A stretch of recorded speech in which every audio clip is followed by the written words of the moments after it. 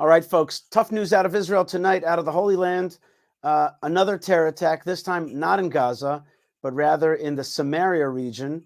That's the mountainous region north of Jerusalem, kind of the heartland of the Holy Land. And there's a town called Eli. Underneath that town, Eli is on the kind of the mountaintop. Underneath the town, beautiful road, Route 60, the biblical highway, in between kind of mountains. It's a valley road in between mountains on both sides. Very dramatic, very beautiful. There's a small gas station and a falafel store, a hummus and falafel store right next door.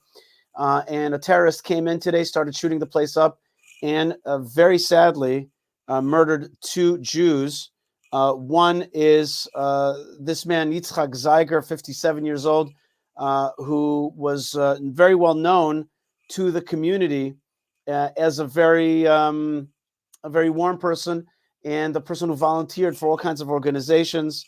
And the story is that Yitzchak was a good friend to the head of the Samaria Regional Council, the mayor.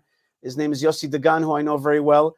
And Yossi, when he heard the news, he himself went down to now the widow's house, knocked on the door, and told her the bad news.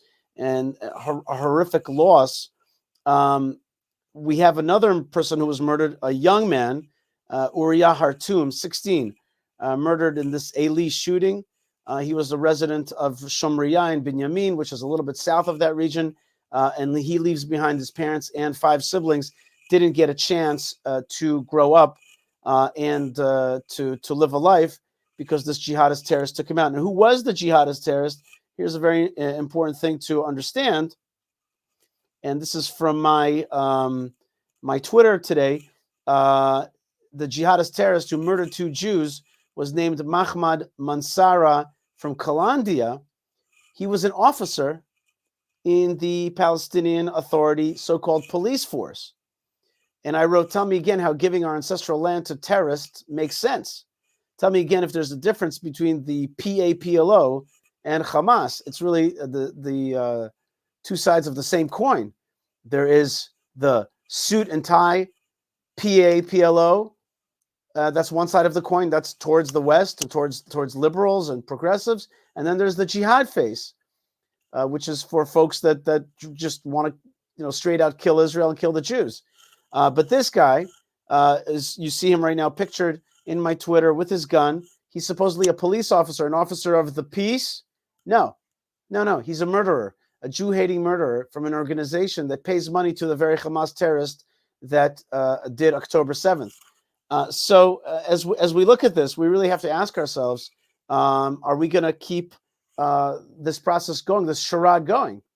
Are we going to fall for this fake discussion that maybe we'll get peace if Gaza is given over to the control of this PAPLO, or God forbid that there's a 2-state solution and a recognition of a Palestine in the heartland of Israel?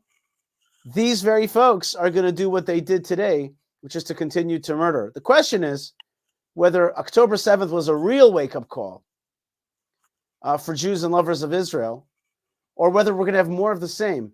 If never again, the term never again, that slogan, is a hollow slogan or has meaning.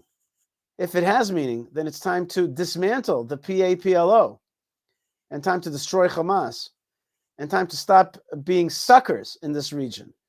It's never going to work out to give our land away to terrorists.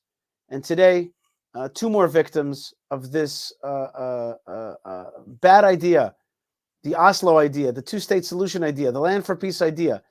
All these ideas, all the different words for the same idea of land surrender to terrorists will not work.